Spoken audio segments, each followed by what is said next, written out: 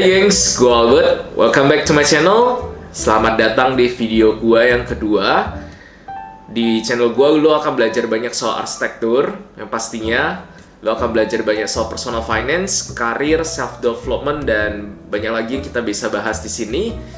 Kalau kalian belum nonton video gue yang pertama, sebenarnya gue banyak cerita soal background.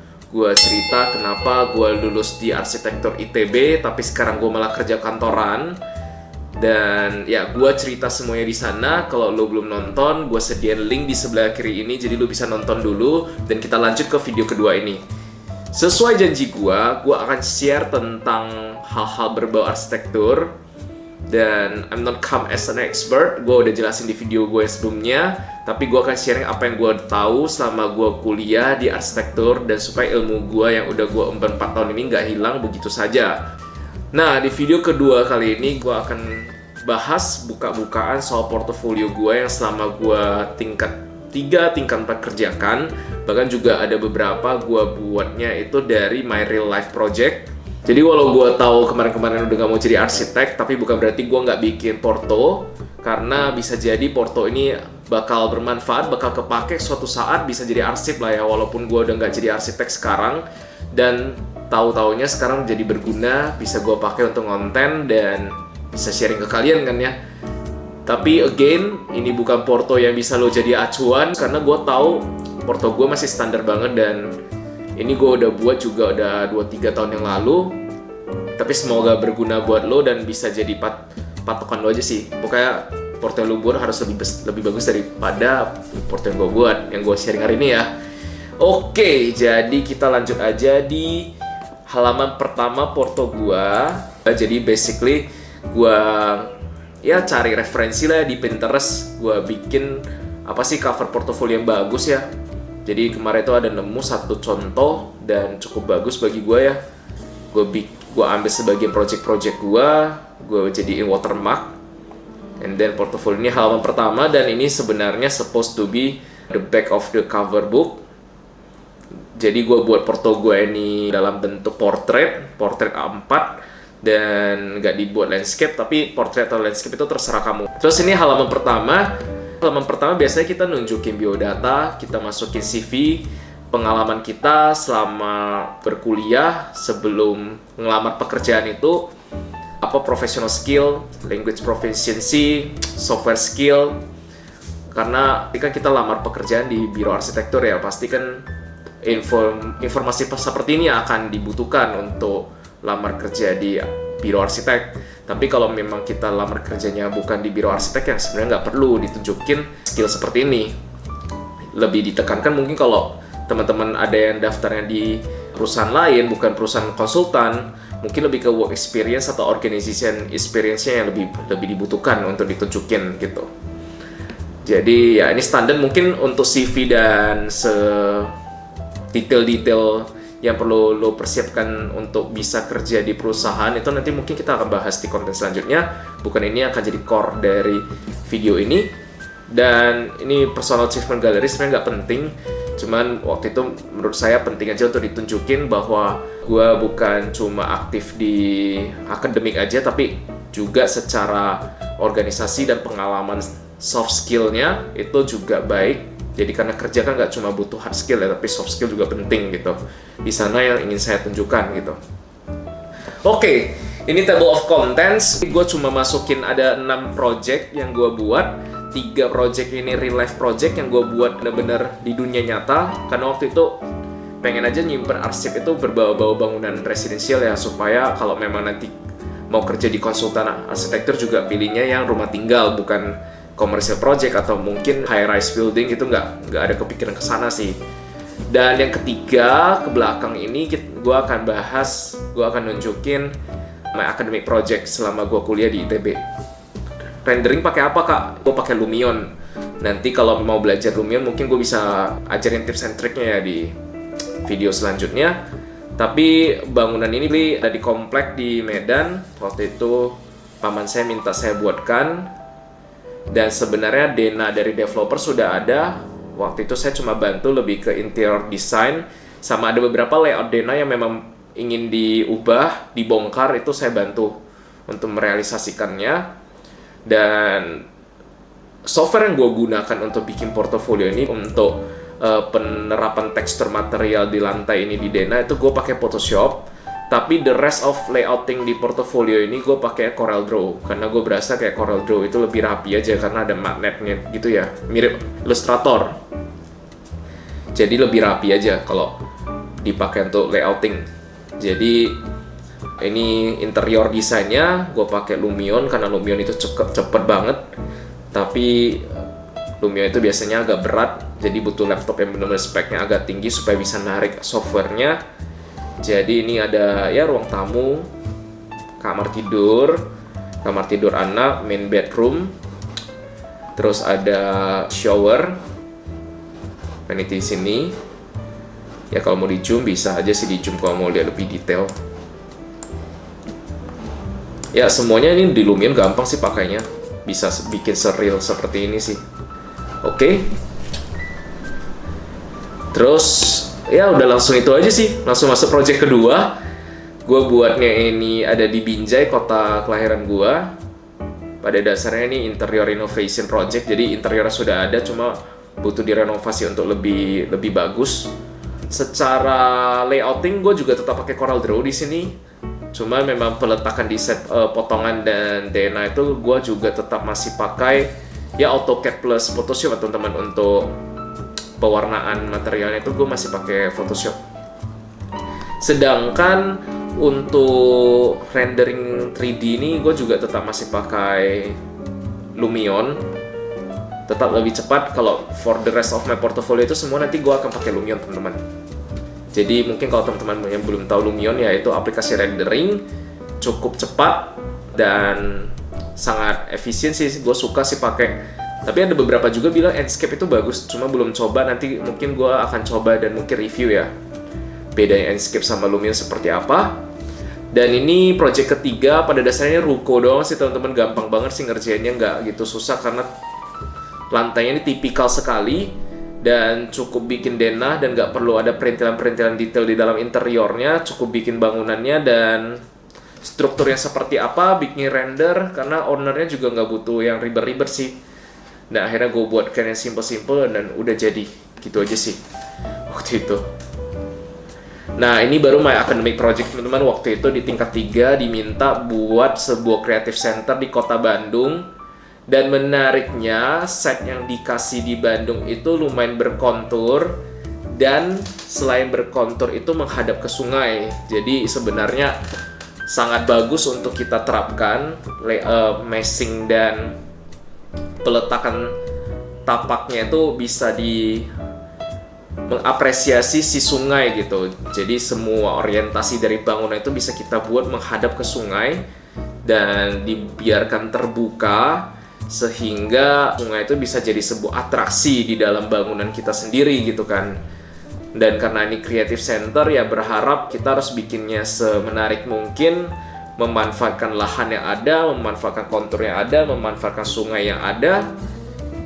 Kita buat seperti ini. Gue buatkan potongannya, potongan 3 dimensi, analisis meshingnya seperti ini. Ya seharusnya bisa lah dibuat analisis yang lebih detail waktu itu teman-teman. Cuma memang waktu itu yang gue bisa kerjakan cuma sejauh ini. Dan ya ini adalah denahnya gue pakai Photoshop juga. Nunjukin jalan, nunjukin sungai di mana lokasinya. Gue buatkan 3D rendernya, kembali lagi pakai Lumion. Cuma di Lumion ini gue juga sedikit touch up-nya itu di Photoshop. Jadi gambar orang-orangan ini kalau di Lumion kan kesannya sangat kartun ya teman-teman, orang-orangnya. Jadi gue kurang suka aja sih pakai orang-orangannya Lumion. Jadi setelah gue render di Lumion, gue pakai Photoshop untuk ngambil cutout manusia. Gue buat jadi hitam, transparan segitu. Terus gue tempel-tempel aja di Photoshop gitu. Ini render malamnya.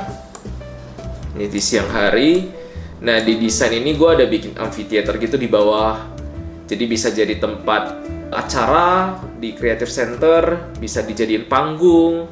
Jadi selain orang melihat panggungnya, backgroundnya itu udah langsung sungai gitu. Harapannya sih bisa sekeren itu kan, nanti taruh dekorasi gini-gini. cukup luas sih harusnya yang gue buat waktu itu, ukuran diameter dari panggungnya sendiri sebenarnya. Dan ini daerah parkiran, ini menghadap ke jalan. Ya, itu doang sih sebenarnya. Nah, terus ini Margono Square ya. Pada dasarnya ini sih gue dikasih tugas mixed use building, diminta untuk bikin lifestyle center dan apartment project. Dan lifestyle center ini sendiri berada di lokasi di Karawang. Berharapnya di Karawang kalau kurang rekreasi bisa visit ke sini, dan mungkin para pekerja industri di Karawang itu bisa punya apartemen di sini gitu ceritanya. Jadi ini mungkin gridnya terlalu tebal, tapi teman-teman sebenarnya printannya itu nggak kayak gitu, cuma karena Photoshopnya aja sih. Jadi gridnya itu lumayan tipis-tipis sebenarnya, nggak setebal kalau kita zoom out seperti ini. Pada dasarnya ini sih Dena basement sih. Dena basementnya gue harus buat sedemikian rupa supaya bisa nampung tetap jumlah mobil yang dibutuhkan. Dan ini layout denanya itu pada dasarnya dena F&B sih, dena retail. Dan di tengah-tengah itu ada jalur koridor, dan kubuatkan memang ada jalur penghijauan seperti itu. Jadi memang kesannya itu nggak kayak masuk supermarket atau ITC gitu ya teman-teman, tapi benar-benar literally lifestyle center yang pada dasarnya banyak F&B-nya. Dulu aim-nya seperti itu sih. Dan ini bangunan lantai 2, lantai 3, lantai 4, dan lantai 4 itu kayak ada green rooftop gitu teman-teman berharapnya. Karena memang konsep yang dibawa di proyek ini sendiri memang ingin membangkitkan identitas lumbung padinya Karawang. Karena Karawang sebelum jadi kota industri, dulunya itu katanya itu adalah kota yang terkenal dengan lumbung padi gitu. Jadi konsep yang gue bawa di sini ya, kenapa gue buat green rooftop, kenapa gue buat ada seperti teras sering gitu di bangunannya, ya pada dasarnya hanya ingin mengangkat identitas lumbung padi itu gitu. Ya, ini lantai tipikal dari bangunan apartemen, memang agak ekstrim sih kemarin bikin bentuknya ya, cuma memang function follow form ya kalau kita bilang di bahasa kuliah dulu. Jadi memang biarkanlah bentuk yang kita mau seapa adanya seperti itu, kemudian nanti secara ruangan fungsinya itu akan mengikuti bentuknya gitu. Ada diagram utilitas juga sih ini. Terus ya ini standar sih teman-teman, potongan, elevation tampak ya, detail sectionnya seperti apa, seperti itu. Ini perspektif yang kita hasilkan. Jadi memang ini mallnya itu memang lebih banyak outdoornya sih, berharap, karena kan lebih banyak F&B ya di bawah. Selain shopping retail, tapi ada juga F&B retail di sini. Oke, terakhir di project terakhir gue di Porto gue itu bikin office tower. Pada dasarnya gue juga rendering ini semuanya pakai Lumion teman-teman, cuma masih ada touch up dengan Photoshop lah di bagian latar belakang ini. Untuk gedung-gedung tinggi ini gue buat transparansi, cari aja mockupnya di Google, terus ya dibuat transparansi dan dibikin jadi latar seperti ibaratnya lagi di pusat tengah kota gitu teman-teman. Karena di Lumion kalau kita masukin semua bangunan di dalamnya ya jadi nge-lag gitu teman-teman, terlalu berat softwarenya. Terus ini floor plan. Gue merasa sih dengan floor plan dengan kafling seperti ini yang cukup tidak beraturan, dengan bentuk kafling seperti ini ya cukup rapi ya teman-teman, aku merasa ya. Dan ini itu denah basement untuk parkir, ada juga denah ruang utilitasnya untuk HVAC, untuk lift, untuk toilet, untuk pemipaan, AHU dan lainnya. Dan ini lantai dasarnya, lantai retail, podium. Nah, di atas podium itu kita punya yang namanya lantai tipikal kantornya. Karena kan kalau kantor, terus gedung tinggi seperti hotel, apartemen, pada dasarnya kalau udah lantai tipikalnya seperti ini, nanti ke atasnya semuanya rata-rata kan seperti itu sih. Lantai tipikal mau 20 lantai, 25 lantai, 40 lantai itu akan sama semuanya biasanya. Dan ini tampak, dan ini potongan. Karena waktu itu nggak sempat kali ya, jadi potongan sama denanya udah nggak sempat diwarnain sih pakai Photoshop.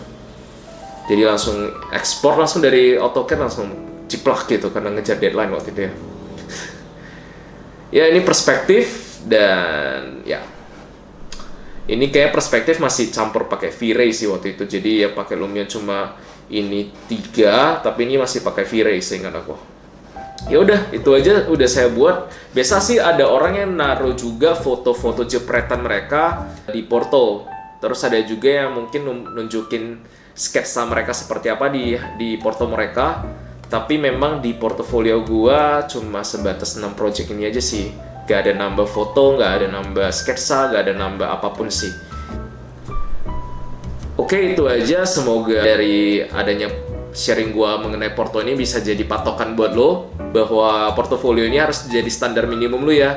Lo harus bisa buat lebih bagus dari apa yang gua buat, karena basically portofolio ini juga nggak gua pakai untuk lamar di perusahaan manapun sih, karena memang lebih ke jadi arsip gua aja tuh, disimpan walaupun nggak jadi arsitek sekarang. Tapi kalau ditanya mana hasil project tugas lo sama kuliah, ya gue bisa tunjukin aja sih.